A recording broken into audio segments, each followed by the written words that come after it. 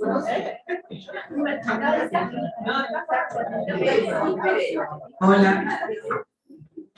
Bueno, se van acomodando, vamos a comenzar este nuevo tramo del encuentro de la jornada.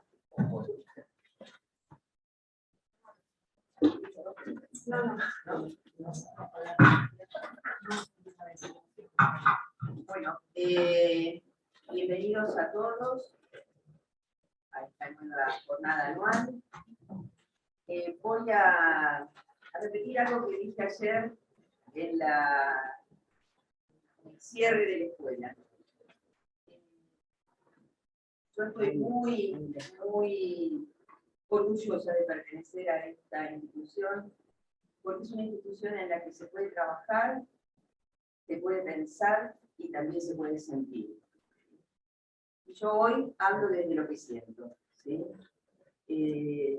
Lo que siento es que la compañera que me acompañó en la presidencia durante estos años, hoy está peleando por su vida, ¿sí? Y bueno, como que me gustaría que estas jornadas estuvieran dedicadas a ella, para mandarle fuerza y que pueda partir de la mejor manera posible. Bienvenidos.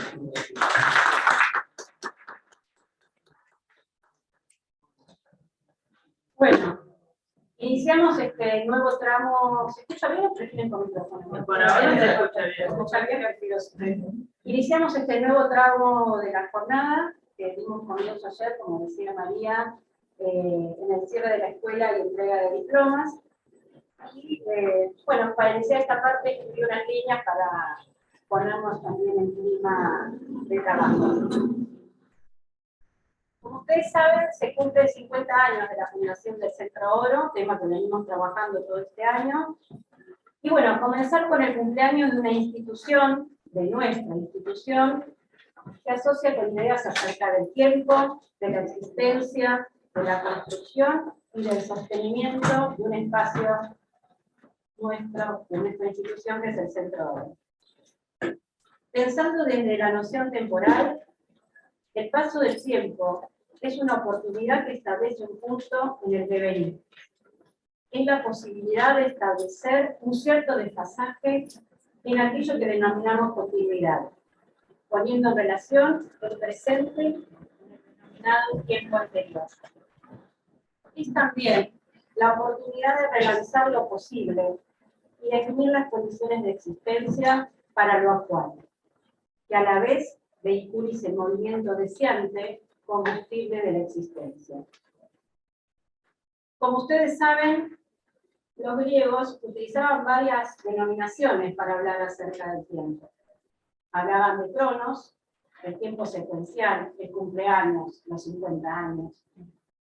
Hablaban de aion, entre otras denominaciones, como el tiempo eterno, ese tiempo que no es tiempo, el tiempo de andar se hace camino de Machado, y entre otros kairos también, que representaba la oportunidad, el momento adecuado, lo imprevisto. Sentido del tiempo que habilitan diferentes preguntas. ¿Cuáles son nuestros caminos? ¿Qué oportunidades se habilitan en la actualidad? Somos una trama constituida por singularidades que se entrelazan con historias, acciones y producciones. Pasados y presentes que nos invitan a habitar espacios e inaugurar nuevos recorridos. Tensión que se juega entre la continuidad de lo conocido y la discontinuidad que genera lo imprevisto. Según lo consideremos, lo novedoso podrá tener un valor acontecimental, de corte, pero también desde otras perspectivas. Lo novedoso será, mejor dicho, irá siendo algunas de las posibles formas del devenir, hablando de novedades. Hablar del tiempo implica establecer un hiato, un corte entre lo que venía siendo denominado actual y lo que llamamos pasado. Y no podemos dejar de considerar que en este siglo XXI hemos encontrado, han aparecido marcas inéditas, especialmente en relación a las transformaciones sociales vinculadas a cuestiones de género, familia, transformaciones tecnológicas en la comunicación, la digitalización, la virtualización y en estos últimos tiempos la pandemia y la pospandemia. Todas estas cuestiones interpelan nuestro modo de conceptualizar los procesos de subjetivación. Pero es en el encuentro entre pares, en el debate y en el intercambio que se habilita un pensar que puede transformar y dar origen, construir, posibilitar otras vías de intervención frente a los desafíos que plantea la actual. Y este encuentro es institución, es pertenencia, es hacer y producir con y entre otros, co-construyendo y habilitando lo que tiene que ver con nuestra jornada, que es lo porvenir. Como les decía, estamos en una jornada titulada La dimensión, el tiempo y el porvenir en el aniversario del centro. Es en este encuentro, con la multiplicidad de voces que se entrelazan en este espacio, donde es posible el debate y la novedad. Y a modo de ritual, da cuenta de que ha transcurrido un nuevo año. Es nuestro desafío sostener nuestro quehacer y la continuidad de estos espacios que renueven cada año el deseo y la producción conjunta. Como les decía, una institución no es un nombre, no es solo un nombre, no es solo un edificio ni tampoco un lugar. Es vitalidad, deviene y adviene a través de los espacios y los entramados que sus miembros, nosotros, digamos, vamos construyendo, constituyendo y que alimentan una pertenencia que no se agota en un simple denominación, soy titular de lo que es un hacer y un pensar que enriquece y potencia la propia vitalidad, a la vez que alimenta y da continuidad a la vitalidad institucional. Este año nos hemos enfrentado a distintas situaciones, diferentes a las del año anterior con la pandemia, nos hemos encontrado con la pandemia y la pospandemia, que nos han transformado nuestro quehacer, pero a la vez hemos trabajado durante todo este año como temática una especie de encuentro con nuestra historia y nuestro pasado. Yo decía una especie de túnel del tiempo, un viaje hacia los distintos equipos, miembros y proyectos que han conformado la historia del Centro ahora. Esto nos pone en un lugar de preguntarnos qué queremos, qué deseamos, qué pensamos para nuestra institución. ¿Qué estamos dispuestos a poner en juego? ¿Nos animamos? Yo digo que los cumpleaños, los fines de año, muchas veces nos invitan a evaluar, nos hacen preguntas. Tenemos la oportunidad, tenemos historia, tenemos trama, y nos tenemos a cada uno de nosotros. Tenemos herramientas, personas, experiencias, bases. El cambio de década es también una invitación a construir y construir nuevos caminos. Porque citarlo no solo a Machado, sino también a nuestro Octavio, que siempre habla de andarse hacia camino, yo a esto le agregaría, al andarse hacia camino, pero junto y entre otros. Gracias.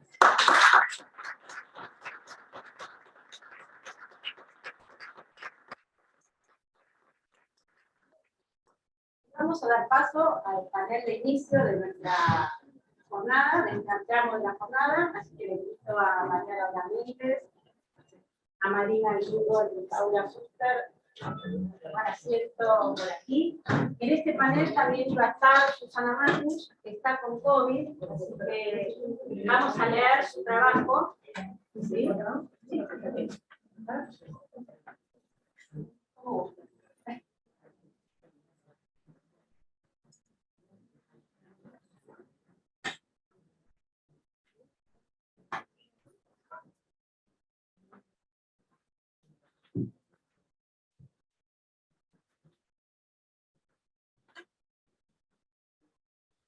Bueno,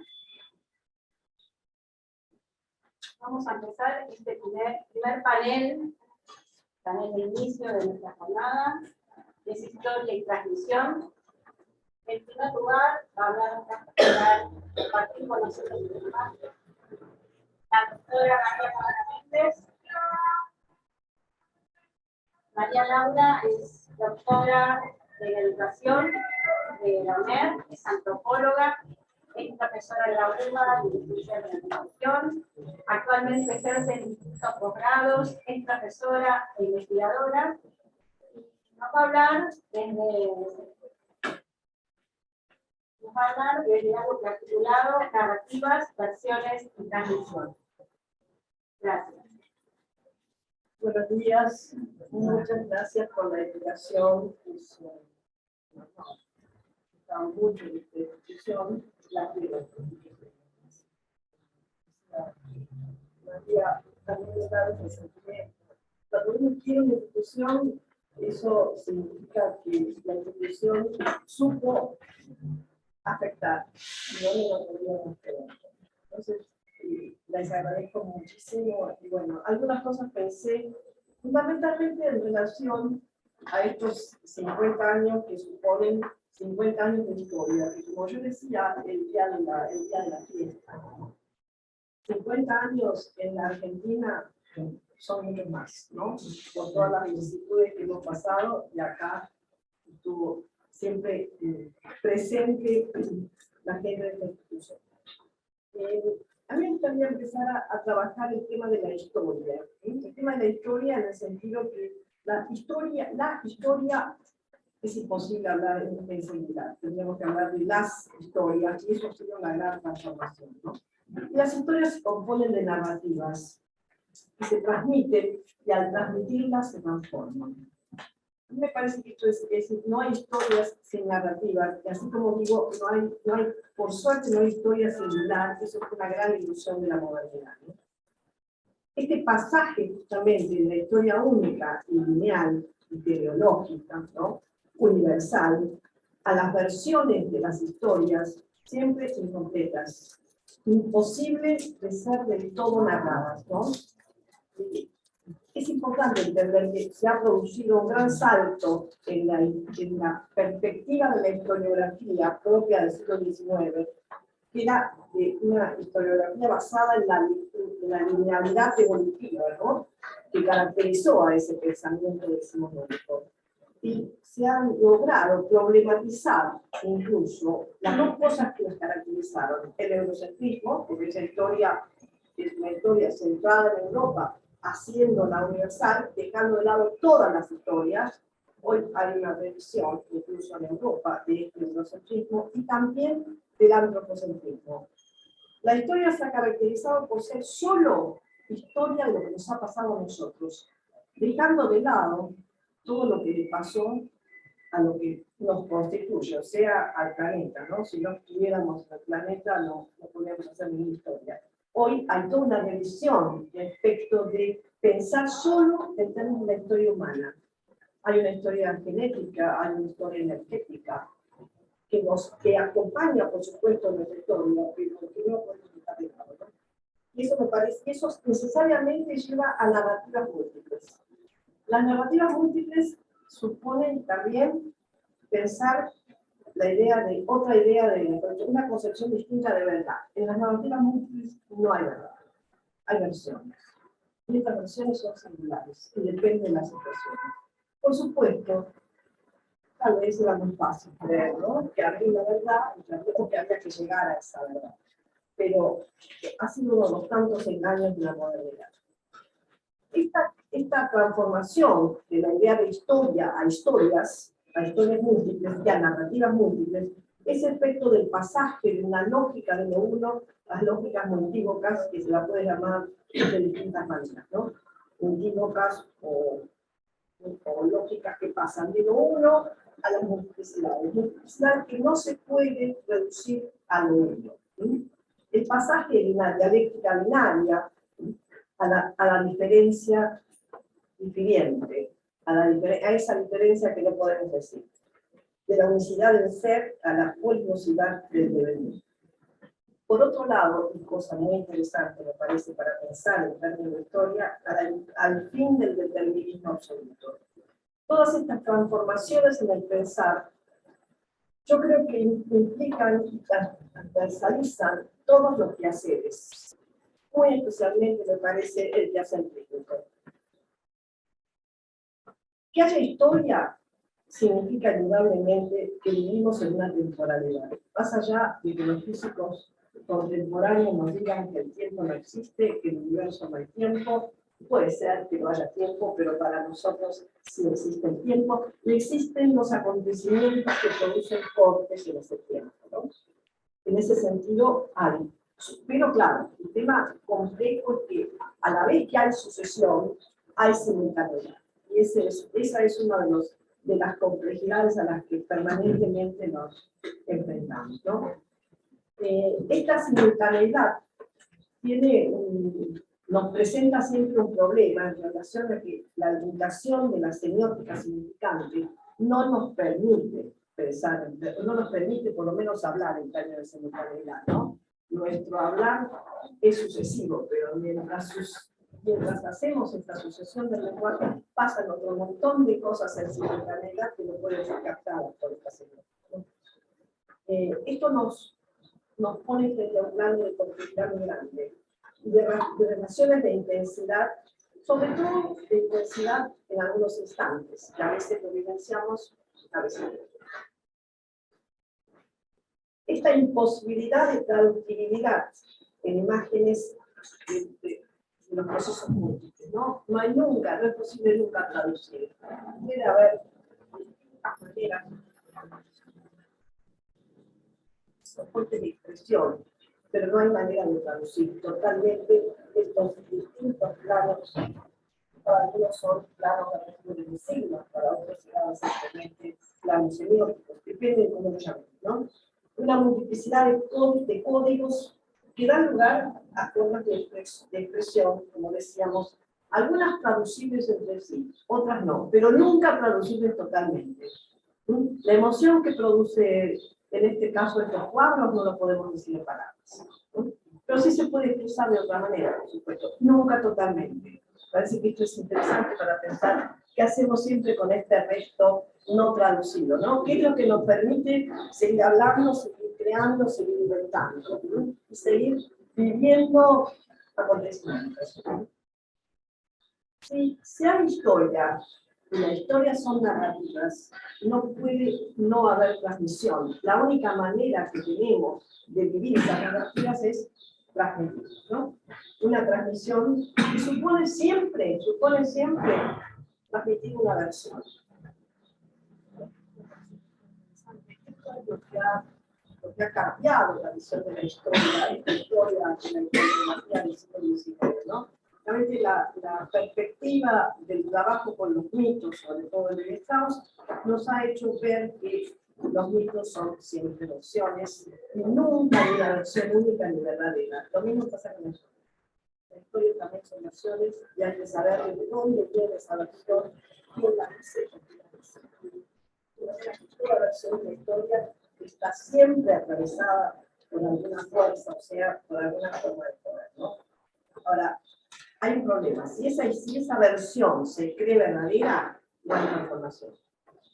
Si no se hace realmente, si no se trabaja esa posición, se transmite como si fuera la verdad, entonces eso no da lugar a otras versiones. Justamente cierra, justamente impide este pasaje permanente de narrativas, ¿no? El peligro de la versión única, que siempre es totalitaria, indudablemente es totalitaria, ¿no? Y hasta podríamos decir el peligro de que sea fascista. No hay versión única de ninguna historia, hay versiones múltiples que nos permiten habitar esas versiones y a veces otras versiones en distintos momentos, ¿no? Por esta razón, no se puede separar la historia de una perspectiva epistemológica, ¿no? La historia tiene que ver con la filosofía, indudablemente. La historia tiene que ver con esto que significa esa parte de la filosofía llamada epistemología, en la cual nos hace preguntar siempre de dónde viene esta versión. ¿Quién hizo esta versión y por qué? Entonces, esta historia de versiones, la valoración de estas versiones depende de una perspectiva epistemológica. Y esto es válido no solo para la historia y la filosofía misma, sino para todas las disciplinas, ¿no? Hoy creo que hay en ese sentido una importante revisión de esta perspectiva epistemológica respecto también de las ciencias sociales, muy especialmente, cayeron a veces en lugares de verdad absoluta. Sino por perspectivas, digamos, clásicas, por ejemplo, las perspectivas del siglo XIX, en donde no se pensaba en términos epistemológicos, ni se pensaba en términos de nociones de poder. Y esto es importante decirlo para todos los sentidos, ¿no? Por lo tanto, las narrativas siempre están atravesadas por relaciones de poder. Y hay que preguntarse cuáles son esas relaciones y de dónde valoramos nosotros esas relaciones, ¿no? O sea, es una pregunta para cada uno también. Esto abarca todas las narrativas, por supuesto las individuales, las institucionales y las colectivas. Siempre están marcadas por cuestiones epocales y territoriales. Las versiones son epocales y son territoriales. Están ubicadas en un espacio y ubicadas en un tiempo, y valen en ese espacio y valen en ese tiempo, ¿no? Se entraman en prácticas. Es imposible separarlo de las prácticas. Este es otro de los grandes problemas que sucedieron a partir del siglo XIX, ¿no? Esta separación, que en realidad es abstracta, entre la teoría y la práctica. No hay práctica que no tenga una teoría, aunque no se sepa esa teoría. Y no hay teoría que se pueda hacer sin práctica. Y entendiendo por práctica muchas formas de práctica, ¿no? No hay una sola forma de práctica. Hay prácticas que son dialógicas, prácticas que tal vez son en silencio, pero siempre estamos con otros convirtiendo eso que llamamos teoría en práctica, pero sin separarlas, ¿no? Sin separarlas. No hay. Desde se pregunta, ¿qué pasó que se separó la práctica de la teoría? ¿No? ¿Qué pudo haber pasado para que nos hayan separado esta relación de teoría y práctica? Estas prácticas siempre se constituyen, siempre se agrupan en equipamientos colectivos que van a ser los que permiten determinados procesos de subjetivación en determinado momento, ¿no? Entonces, podemos decir una cosa que me parece, no hay historia sin transmisión. Si no hubiera transmisión, no habría historia, directamente, no podríamos hacerla. Y seguramente la transmisión varía, las versiones también. Si les preguntamos como 50 años de esta institución a cada uno de ustedes, cada uno de ustedes tendrá una versión diferente. Ninguna es la versión total, por suerte, pero sí es la posibilidad de ir armando la historia con esas versiones, ¿no? Cuando se centraliza en una sola versión, esa versión se convierte en repetición estéril. Es solo repetición estéril, y a veces también se cristaliza en algunos mitos también estériles, ¿no? Que no permiten entonces que se encarne en prácticas de transformación. De manera que, paradójicamente, la historia no es la historia del pasado, porque siempre la decimos en la presente, en primer lugar. Y por otro lado, siempre es historia del porvenir, porque si no, no tendría ningún sentido transmitirla.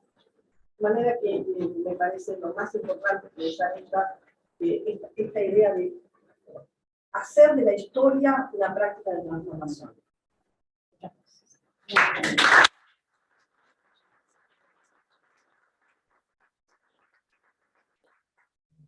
Voy a leer el trabajo de Susana Matus, que como les comenté está con COVID, así que y después vamos a tener el trabajo de Marina de Paula, que nos van a presentar su experiencia. Bueno, Susana Matus, todos ustedes la conocen. Ella escribió sobre recordar, testimoniar y celebrar. Y dice así: hoy nuestra querida institución, el Centro Oro, realiza esta jornada para festejar sus 50 años de vida. Hace 20 años, en la apertura de nuestra jornada de festejo por los 30, siendo en ese momento ¿no? presidente de la institución, decía: hoy casualmente me ha tocado ser historiadora de esta celebración, pero la paradoja de la historia es que el historiador es el mismo un ser histórico, no tiene el privilegio de una mirada fuera del tiempo. La paradoja del historiar nos ubica entre la imposibilidad de escapar del presente y al mismo tiempo la necesidad de hacerlo. Historiar es una función activa y una subjetividad encarnada en un espacio-tiempo. Intentaré transmitirles mi propia experiencia como miembro del Centro Oro a lo largo de más de 40 años para darle forma a este lugar de historiadora. Recurro entonces a la propuesta de Rachmanovich sobre lo que denomina una función historizante. Esto es, la capacidad humana de dar sentido al pasado, sumergiéndose en los meandros de la memoria, dialogando con restos arqueológicos que nos llegó de un tiempo anterior, que no puede ser realizado más que por inferencias, hilando inicios y tejiendo historias desde un hoy ineludible para el historiador. Función historizante que no registra hechos puros, sino que son los relatos los que constituyen la trama de nuestra historia. Razón por la cual las historias no son iguales, dependen del material que fue seleccionado, de los indicios que se siguen, de los estilos que adoptemos. Siguiendo a Lambert, podríamos decir que se trata de una función testimonial, de una narración por delegación a partir de lagunas, que permiten producir significaciones inéditas para el conjunto. ¿Cómo entramamos historia y transmisión y práctica del psicoanálisis a la luz de estos 50 años? Comenzaré por recuperar algunos relatos de la historia institucional que aparecen en la revista Entre Líneas, publicada en nuestro 25 aniversario en el año 1997, a partir de 5 capítulos titulados Apuntes para una historia del Centro Oro. Relatos que para algunos de nosotros son conocidos, pero que para las nuevas generaciones seguramente son inéditos. En este sentido, este relato trata de transmitir una historia colectiva y a la vez singular, para que cada uno de los y las colegas, amigas aquí presentes, puedan entramarnos con sus propios recuerdos y experiencias de su paso por el Centro Oro. En el primero de los capítulos, Octavio Fernández Mouján relata: creo que va a ser importante, ante todo, iniciamos en 1971, Buenos Aires, Argentina. Fundamentalmente en lo que era en ese momento el ambiente psicológico, psicoanalítico y psiquiátrico. Veníamos del grupo Lanús, proveniente del servicio de psicopatología del Policlínico Arauz Alfaro. Su maestro durante mucho tiempo fue el doctor Mauricio Goldenberg. Hasta 1970 funcionó con un nivel científico y de interacción realmente meritorio. Pero paulatinamente, el desgaste en las luchas ideológicas nos llevó a la necesidad de fundar el Centro Médico Psicológico Buenos Aires, hoy Centro Oro. Necesidad de reagruparse. Queríamos compartir con otros profesionales la actividad, discutir, formar grupos terapéuticos, en otras palabras, abordar temas de salud mental en la tarea preventiva, no solo curativa. Hoy, después de muchos años de pertenencia institucional, pienso que fue posible sostener la transmisión de la promoción y la prevención de la salud mental en el conjunto social, a pesar de las dificultades y problemáticas sociales que nos fueron atravesando. Vienen a mi memoria hitos de la historia del centro, como la tarea de libertad asistida, que muchos realizaron en conjunto con la Secretaría de Honor y la Familia, o los encuentros con la comunidad en el taller en el año 2002 que denominamos Saliendo del Corralito del Vidrio. Taller en el que tomó cuerpo la prevención en salud mental, dejando una marca en el barrio y la comunidad. También la Fundación Tercera, Centro Educativo Asistencial, que coordinaron de muchos años Paula Schuster y Marina Miller. Volvamos a los apuntes en el capítulo 2.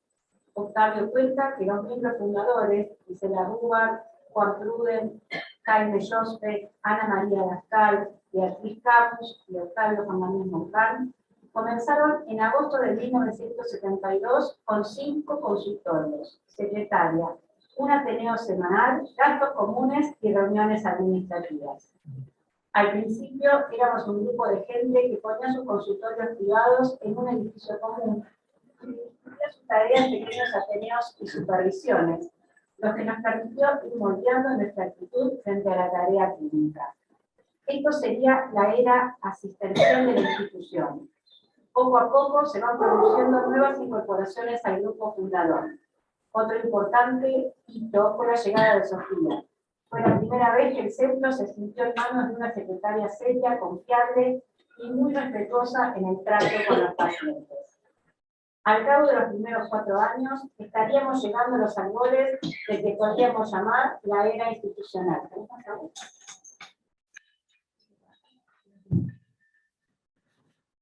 Vuelvo a mis recuerdos. Don Juan Brude aprendí a trabajar con grupos terapéuticos, y aunque hoy no podamos contar con él, sigue vigente su pasión por el semejante y su dedicación a armar tramas con el conjunto social. Con Gisela Rúa y Ana María Lascal, compartí sus debates sobre la cuestión del género en el departamento de la mujer. Todavía recuerdo las peleas teóricas que seguramente tenían que ver con la dificultad para aceptar ciertos dogmas y para pensar que las teorías dan cuenta del imaginario social de su época. Imaginario que estaba cambiando, pero que recién en estos momentos podemos dar cuenta. Fue nuestra querida Ana Goldberg, a la que queremos hoy también homenajear, quien relata en el capítulo 3 de la película. El grupo inicial se fue agrandando y complejizando, el espacio físico también. 2 temas fueron pensados y discutidos intensamente: la prevención y la docencia. El centro se departamentalizó, amplió sus horizontes de investigación y asistencia, comunidad terapéutica, pacientes graves, psicopedagogía. En 1909 se planteó transmitir la experiencia acumulada en esos primeros 7 años. ¿No se escucha?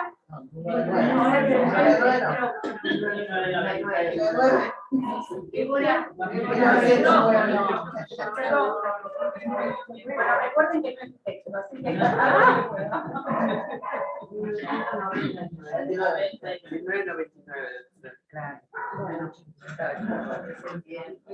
bueno, se abrieron 2 seminarios: psicopatología de la adolescencia y abordajes y estrategias terapéuticas.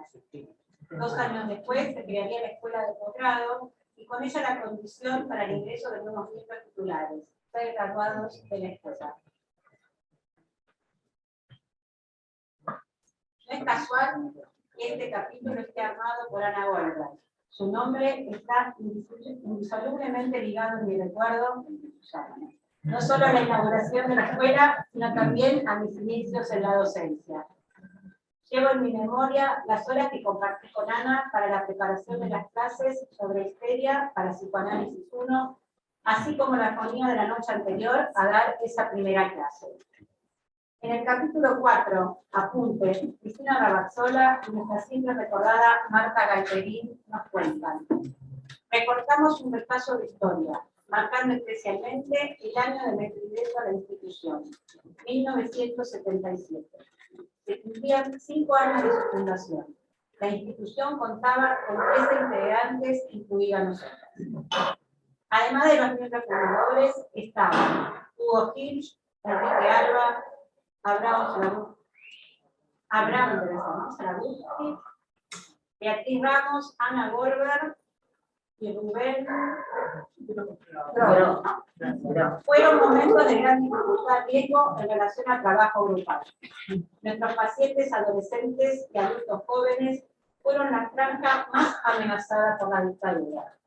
El centro nos posibilitaba, sin embargo, el trabajo en terapia grupal, implementando a modo de reaseguro consignas frente al peligro.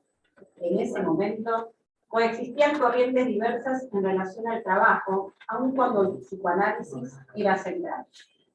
El centro se convirtió en un refugio privilegiado donde podíamos pensar en las cuestiones posibles en contraste con las tantas no posibles de la afuera.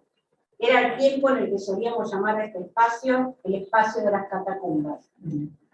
Espacio de catacumbas que también nos albergó al año siguiente, en 1978, a Alicia Veramendi, Luis Mamone, Marta Martínez, Claudio Blackman, Rosa Komunovich, Fanny Cohen y a esta historiadora Susana Mati. Recuerdo todavía la alegría compartida que nosotros sentíamos por el ingreso al centro. Éramos muy jóvenes, con ilusiones, pero con muchos miedos.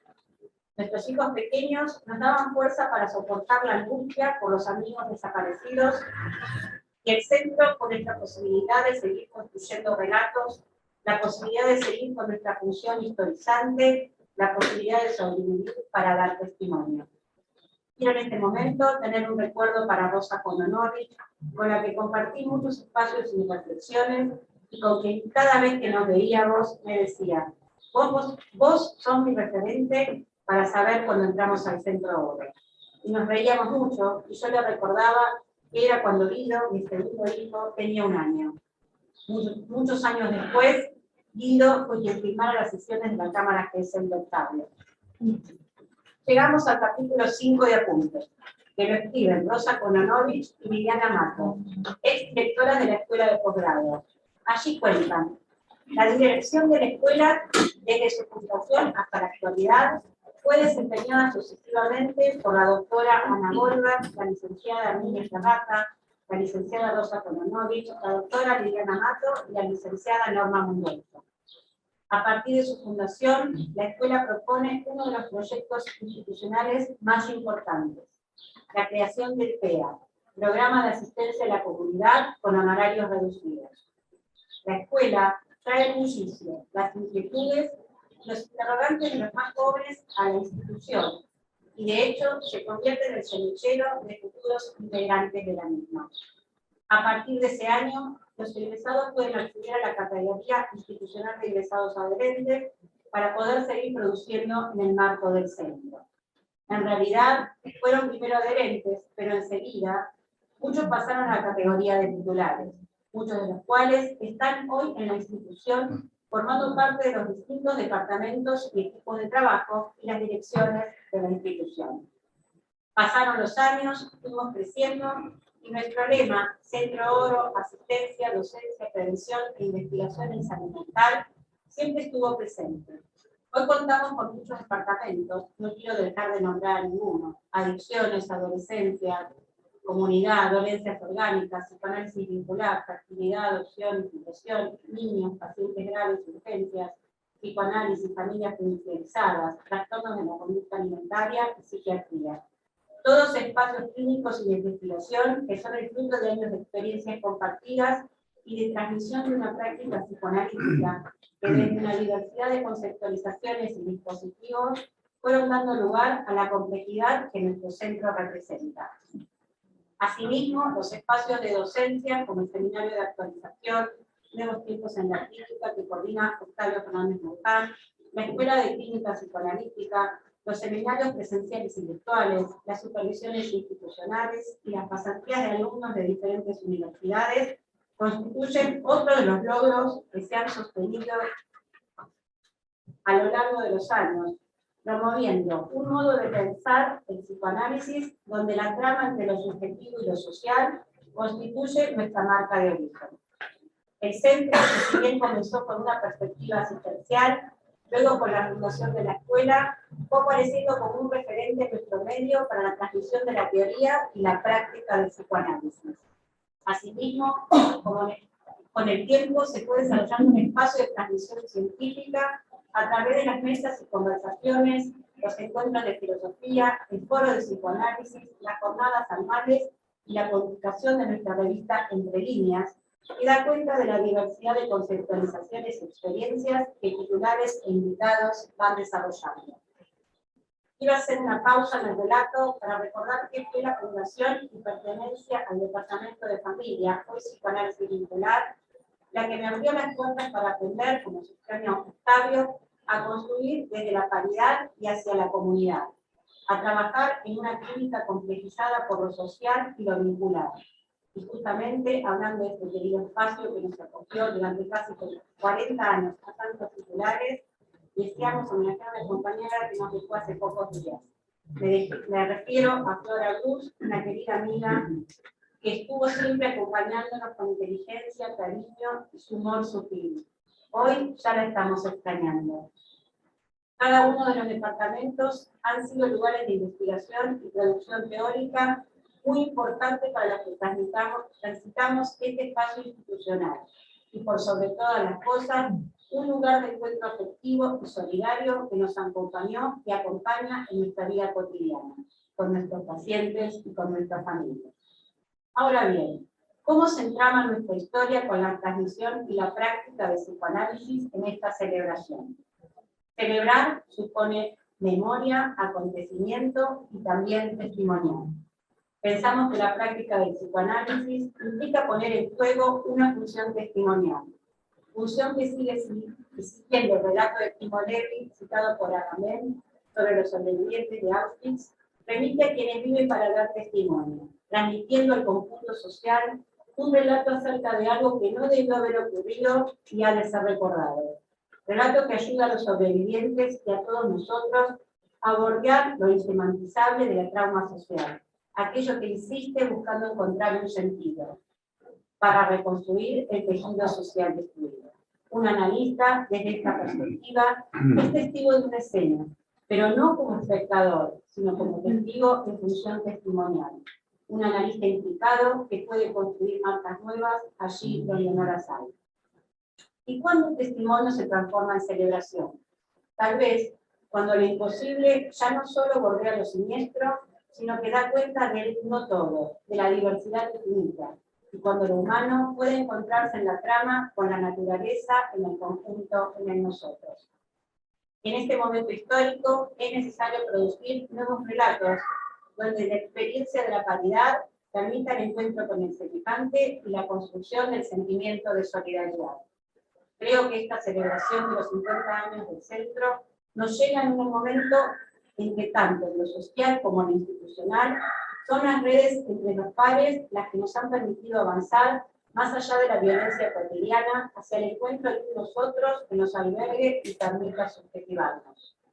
Un nosotros que está formado por muchos miembros, titulares, adherentes, invitados, alumnos de hoy y de todos estos años, a quienes sería imposible nombrarlos a todos, pero que podemos representarnos a través de los titulares que hoy se han hecho cargo de la conducción de nuestra institución. María del Carmen Rodríguez Parodi, Cristina Agustini, Sandra Zafir, Agustina Naya, Daniela Goldman, Ana María Santesteban, Susana Paredes, Mariana Pautazo. Un nosotros que, pensado desde la historia del centro, tiene el sello de su fundador. Nos decía Octavio cuando cumplíamos 25 años. Asumir la historia, la vida de una institución, supone además de recordarla, reconciliarse con ella. Entonces, el pasado no es una carga ni un refugio, sino una experiencia vivida con dignidad, pero además supone asumirla solidariamente con el presente que nos toca vivir. Los invito a festejar ligeros de equipaje y con el orgullo nuestro cumpleaños. Parafraseando las palabras de Octavio y las de Nadia Blasquez, los invito a celebrar nuestros 50 años ligeros de equipaje y con el deseo de producir encuentros y experiencias que nos acerquen a la posibilidad de honrar la vida.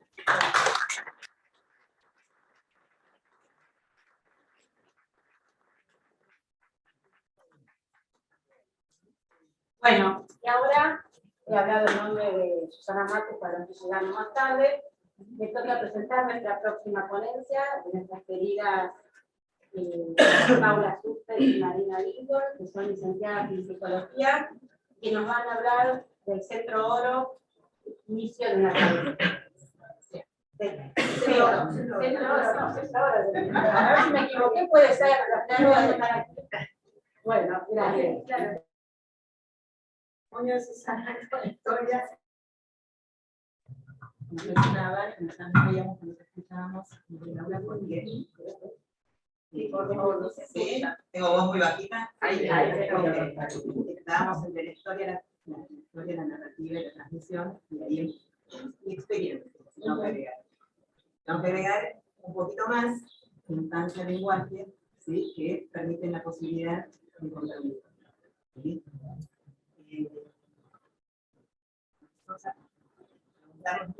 Muchas gracias por la invitación. Muchísimas gracias por nos das. No es una institución querida solamente, sino es por un lugar que una historia.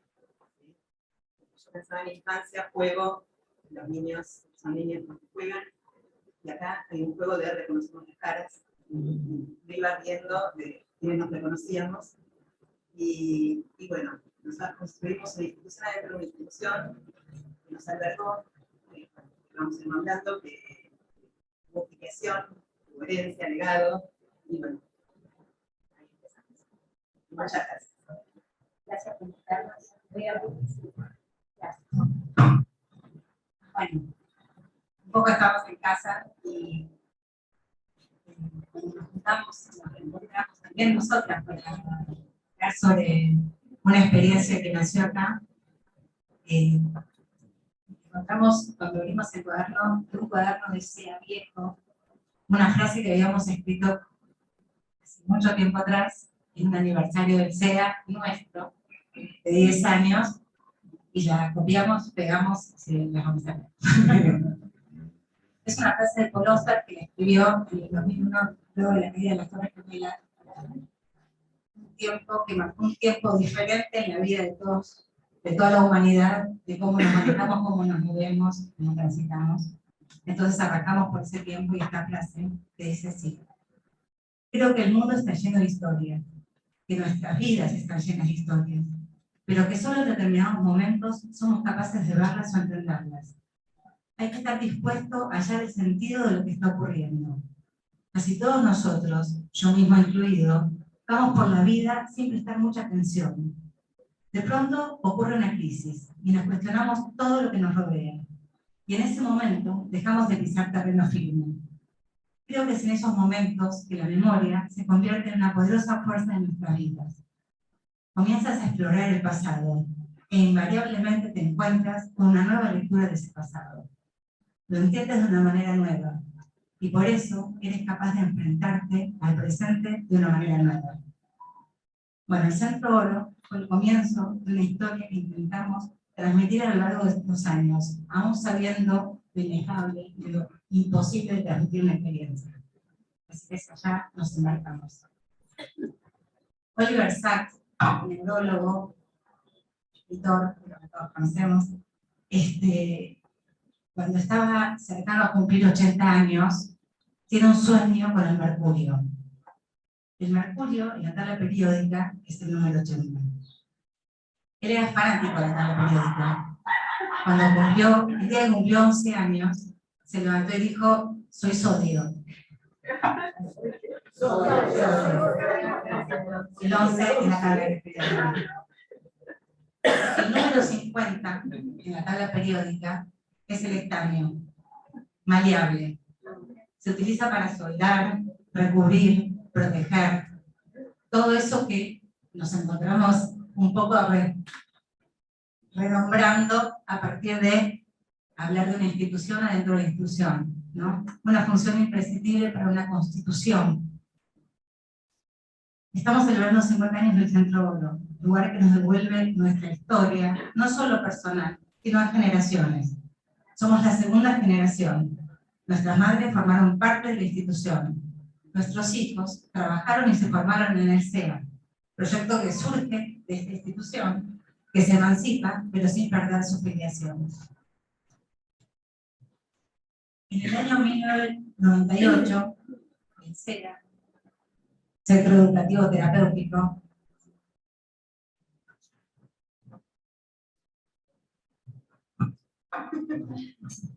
Entonces, para hablar en este contexto, de historia y transmisión, no podemos hacerlo sin mencionar la palabra gratitud.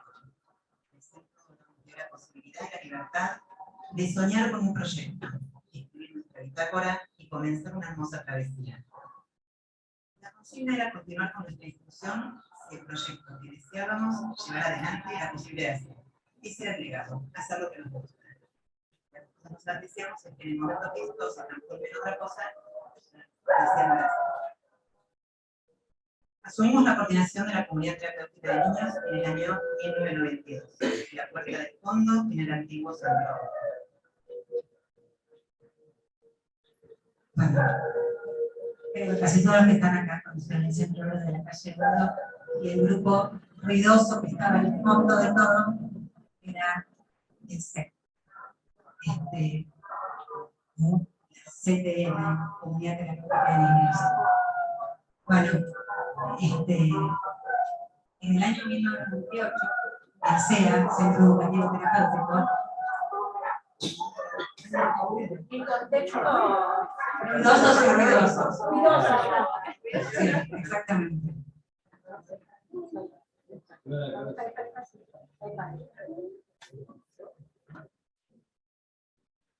Bueno, en el año 98, nuestra institución institución que trabaja con abordajes, trabajaba con abordajes de patologías graves de la infancia y adolescencia, da sus primeros pasos y se va de la casa de sus padres. Comenzamos a funcionar en una casa antigua que a su vez había sido de otra institución, que quedaba en la calle Armenia, que era Palermo Viejo en esa época, Palermo Sojo, y duramos 2 años ahí, hasta que nuevamente nuevos requisitos y nuevas disposiciones gubernamentales nos exigen encontrar un lugar más apropiado. Tuvimos que mudarnos. Había que conseguir una casa, ya sin respaldo económico del Centro Oro como padre, y con un apoyo sí administrativo y afectivo grande. Y ahí fue nuestra emancipación. En una casa vieja, en la que nos ocupamos de construir a medida, con los nuevos requerimientos, fuimos equipo, pacientes, expectativas de poner en marcha la nueva institución, con un funcionamiento muy arduo, de muchas horas de trabajo, porque era una institución en donde funcionaban varios proyectos al mismo tiempo.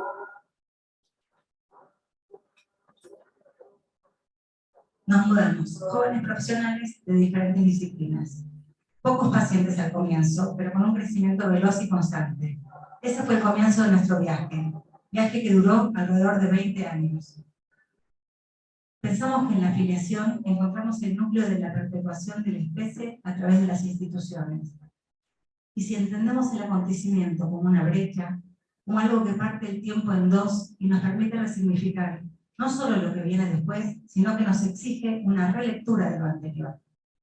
Entonces nuestra clínica en el SEA, a partir de las diferentes propuestas individuales y grupales, en un espacio atravesado por reglas y por modos de funcionamiento, donde el ritual cobra un valor privilegiado, es que la contingencia y la experiencia se volvieron nuestras aliadas a la hora de releer y pensar y transmitir la clínica. La pregunta sería, ¿qué sujeto es posible producir por el efecto de una experiencia cuya condición de posibilidad es hacer hablar en silencio? Ese fue nuestro desafío a lo largo de estos años. El sentido de la tragedia, diría Walter Benjamin. Aprendimos a partir de esta experiencia que existen infinitos recursos para poner en juego con pacientes como los que nos topábamos a diario. Y que no siempre sabíamos cuál de todos esos recursos iba a ser efecto, pero algunos funcionaban.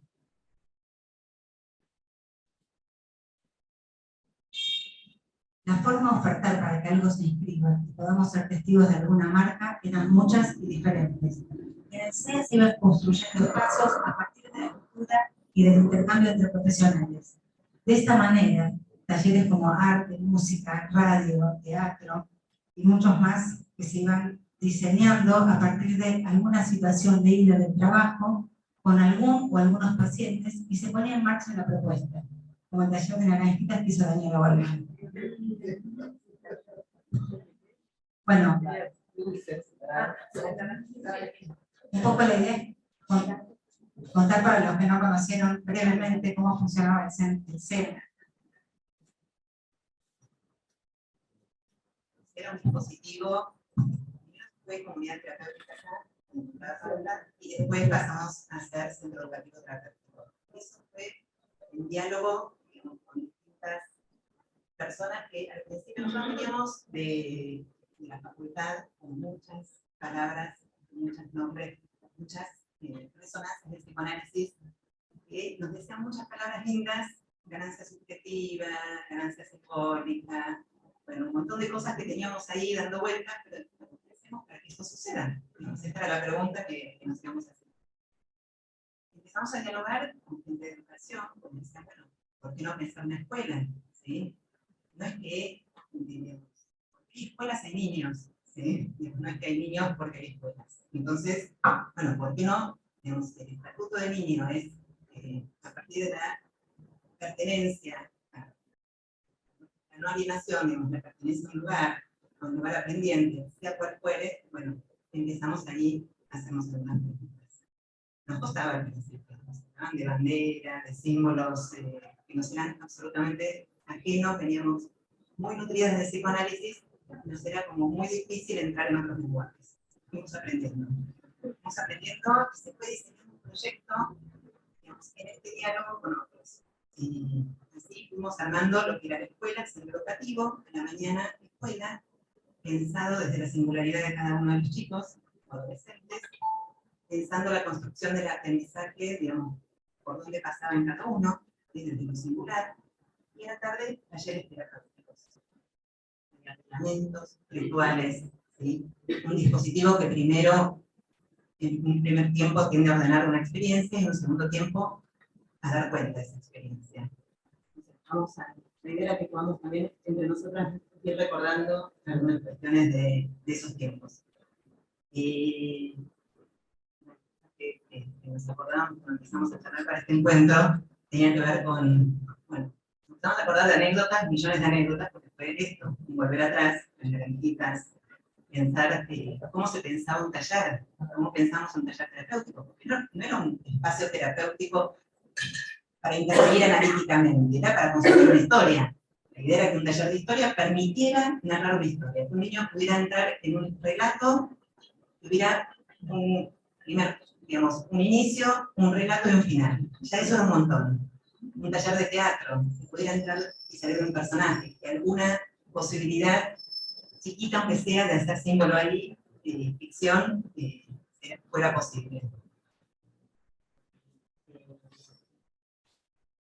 Bueno, un lugar fundamentalmente para que la pregunta, para dar lugar a la pregunta y el conocimiento, fundamentalmente que la pregunta estuviera habilitada, ¿sí? Para nosotros como profesionales también, un lugar que fue muy importante construir la posibilidad de hacer preguntas para nosotros como equipo, ponernos a escribir. Nosotros nos acompañó mucho el concepto de experiencia a lo largo del SEA, concepto que lo trabajamos un montón. Y, bueno, poder dar cuenta, estamos acá entre la transmisión y el testimonio, y poder dar cuenta de la experiencia para nosotros era muy importante. Que hubiera lugar para la práctica.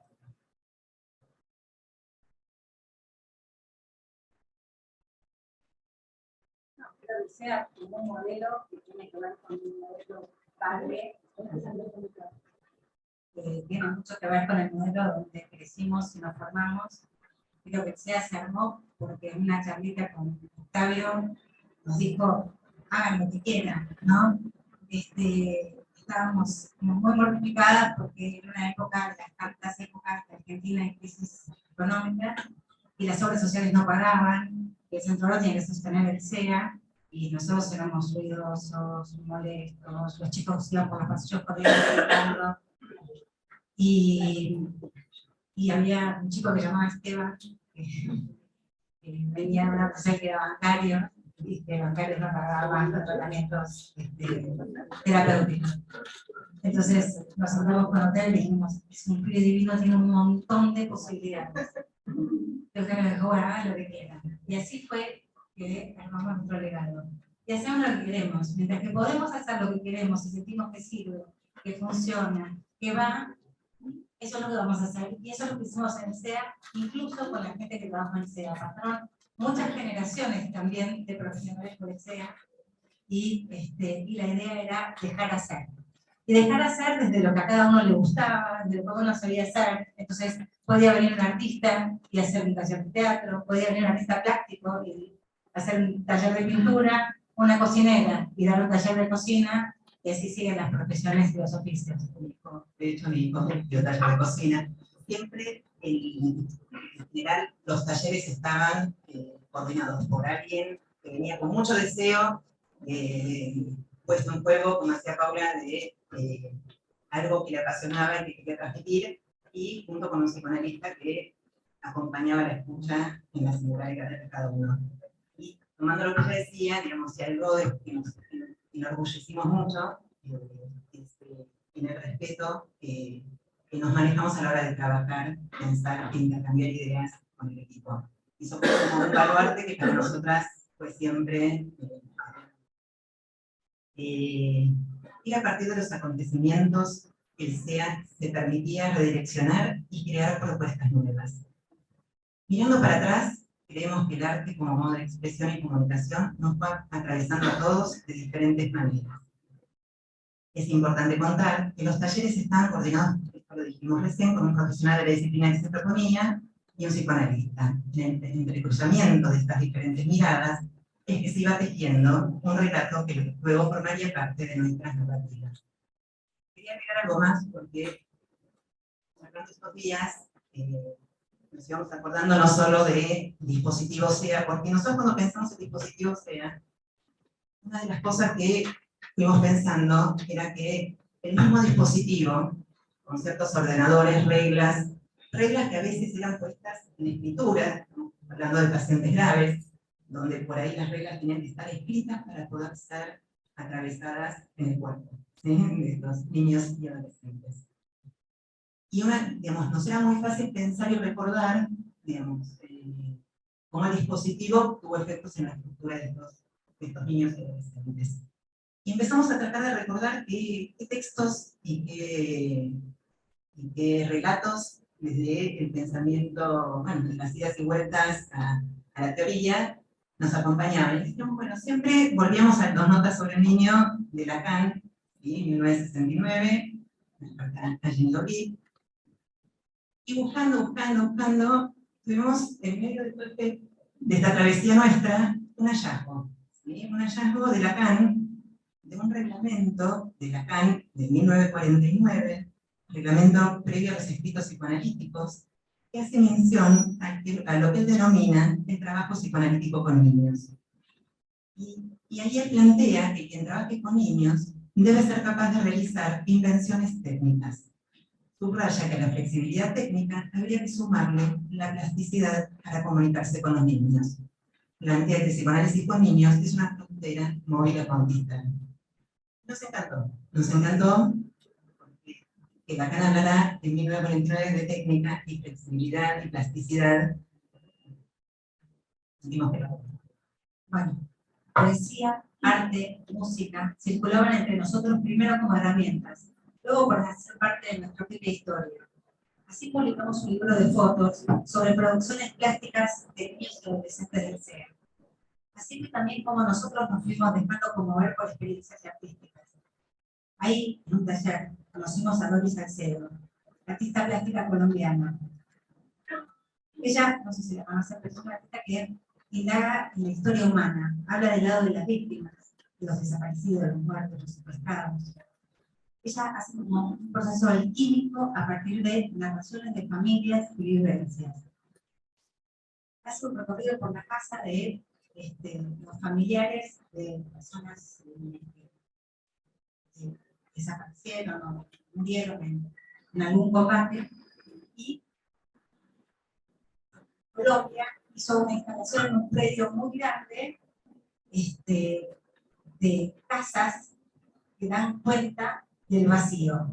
O sea, ella fue por las casas de las familias, vio las habitaciones intactas de estas personas y las transformó ese vacío en estructuras, en un predio que se mantuvo durante muchísimos años en Colombia, Bogotá, hasta un gobierno decidió que no iba más. De alguna manera le pone una palabra al silencio a través de su arte. Gigolet fue otra obra que presentó en el Tate Modern en Londres en 2007. Es una grieta que recorre la antigua sala de turbinas del museo. Un mensaje sobre la división, segregación y separación, pero también sobre el abismo, la fractura y las grietas como huellas o marcas.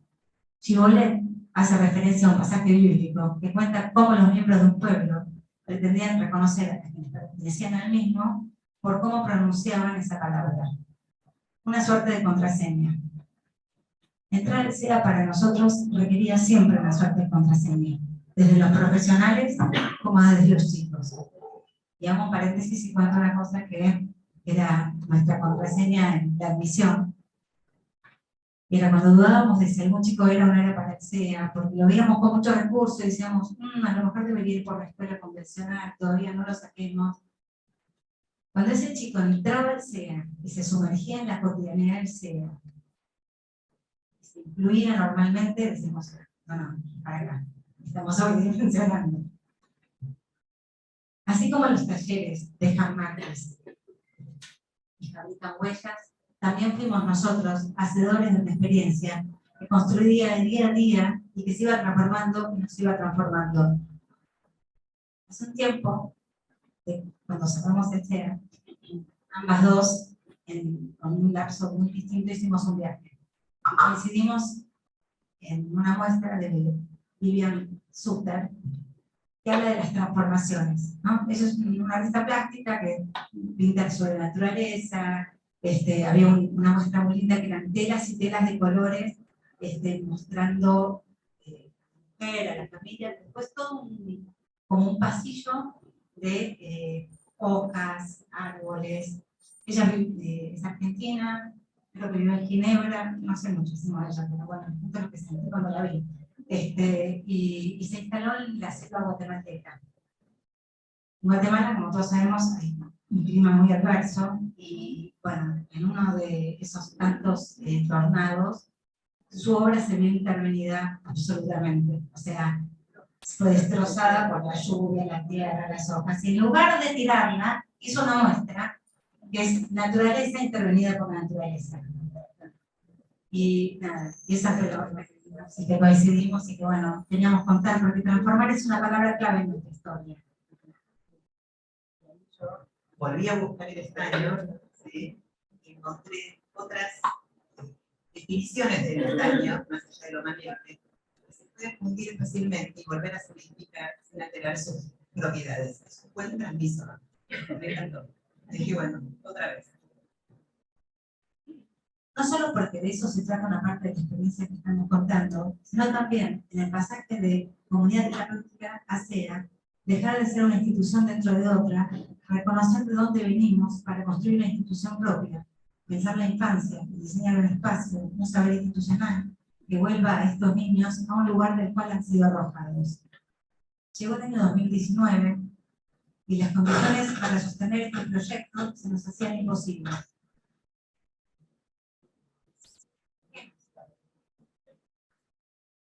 O la transformamos en una práctica alejada de nuestros intereses y creencias acerca de cómo hacer, o tal como dijimos al principio, continuar con el legado. Tuvimos un año para poder cerrar y transformar el CEA en otros proyectos. En arameo, esto lo tomé de Delfino Miguel, bueno, propio, no soy tan culta, no sé arameo. En arameo, abracadabra significa hizo, y cadabra lo que dijo. Hacer lo que se ha dicho. Un cierre doloroso, pero necesario para continuar con esta convicción. Una posibilidad para que a partir de esta herencia, entre historia y transmisión, abramos una invitación hacia la escritura.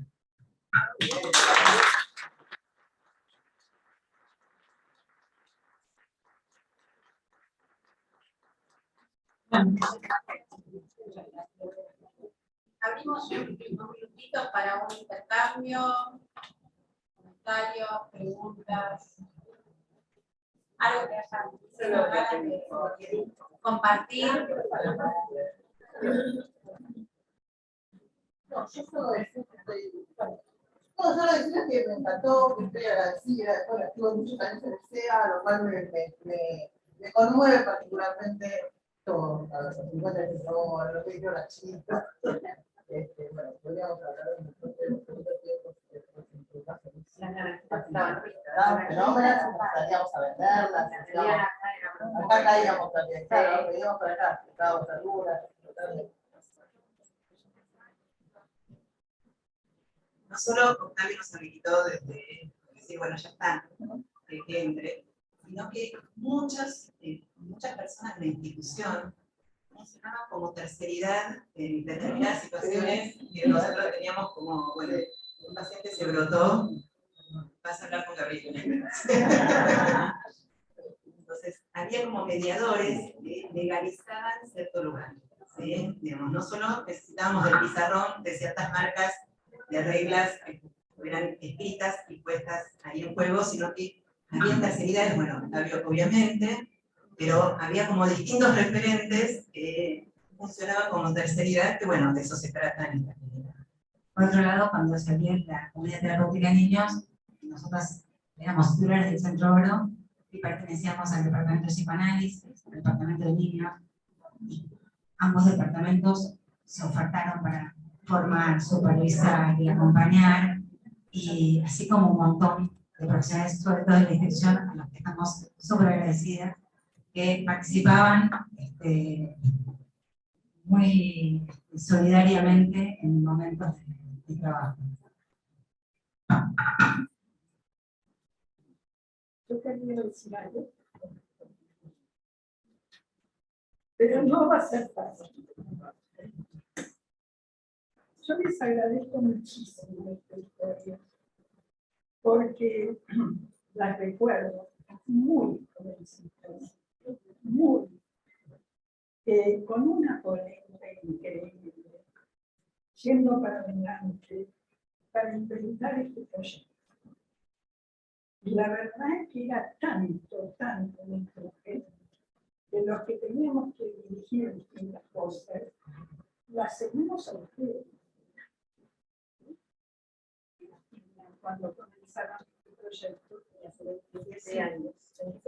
23 No, Asumimos el proyecto cuando teníamos 5 años. 25. Estamos a 25 en la comunidad de Clausura, 25 asumimos el proyecto. Bueno, yo lo que, no sé, hay muy pocos egresados hoy, ¿verdad? Algunos, pero es importantísimo que los más jóvenes hayan escuchado esto, porque hicieron historia realmente, porque todos aprendimos mucho, ustedes quedamos todos nosotros, y es precioso escuchar esto, precioso escuchar esta historia. Así que se los agradezco que hayan compartido esto. Recuerdo profundamente a tu madre, Marta Galperín, una figura muy importante en el centro. Marina Gingol, no, perdón, Luca Gingol, la mamá de Marina. Así que, feliz. Gracias. ¿Cómo? Saludamos particularmente el apoyo siempre.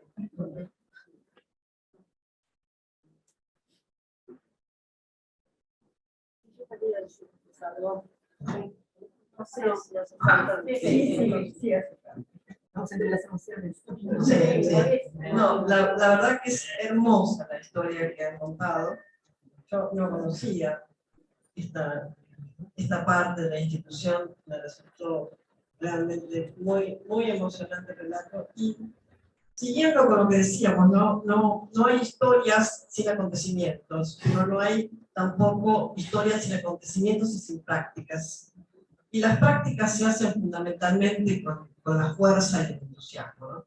Si pensamos que el deseo es fuerza, acá estuvo puesto sin duda el deseo. Entonces, una experiencia extraordinaria, me hizo acordar algunas cosas que me pasaron personalmente haciendo talleres con los llamados chicos deficientes, ¿no? Que nunca supe lo que eran, nunca supe ni sé. Pero justamente poder trabajar con aquellos que se marginan, no se sabe tampoco bien por qué, es una tarea extraordinaria.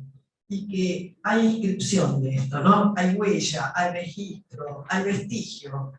Y de eso se hacen las instituciones. Estos 50 años no son solo 50 años, son 50 años con todas las marcas, que como decían las chicas, quedan en los cuerpos. Muchas gracias, gracias. No sé si hay algún comentario más. Bueno, vamos a dar fin a este primer tramo. Quiero decir 3 cositas antes de finalicemos. Primero, tenemos como fondo aquí en la sala la nueva edición de la revista Imprimida, que es digital, ya está en la web, y les vamos a pasar de cualquier manera el link para que puedan visitarla. Tenemos una producción hermosa en esta revista, hay testimonios de varios de nuestros colegas aquí presentes, hay trabajos que dan cuenta de escritura acerca de la inversión, el tiempo, de experiencias clínicas, y también tenemos relatos de los distintos departamentos y equipos que conforman esta institución. A su vez, la revista tiene algunas otras secciones vinculadas también a comentarios de películas de cine, a las presentaciones de libros que se realizaron en nuestra casa, y también un dossier, como tenemos en todas las revistas, que refiere a algunas de las ponencias presentadas en la jornada anterior. Así que bueno, los invito a visitarla, a pasear por ella, a circular y disfrutarla. Y por otro lado, hablando de disfrute, de sensaciones y emociones, quiero contarles que estamos rodeados por una serie de una producción artística de nuestra colega Mirta Iker, que ha cedido gentilmente algunas de sus obras para que nos acompañen en esta jornada. Bueno, ahora haremos un corte para que puedan tomar algo, buscarse, moverse, y luego tenemos la serie de mesas y trabajos libres, que ya los carteles están en la puerta, una parte se va a dictar aquí y la otra en el segundo piso. 10:30.